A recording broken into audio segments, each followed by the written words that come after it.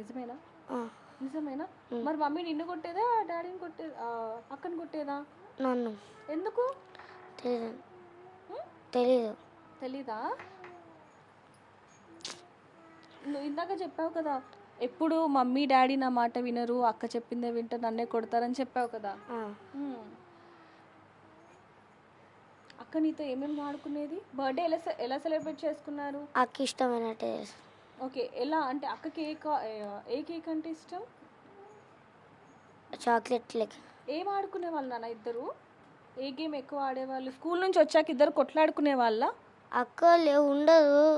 అక్క ఉండదు.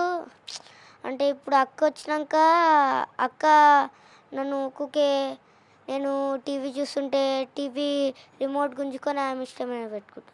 ఏం చూస్తుంది అక్క ఎక్కువ? సినిమాలు ఎక్కువ చూస్తుంది. అక్కకి ఇష్టమైన హీరో ఎవరు? నాకు తెలియదు.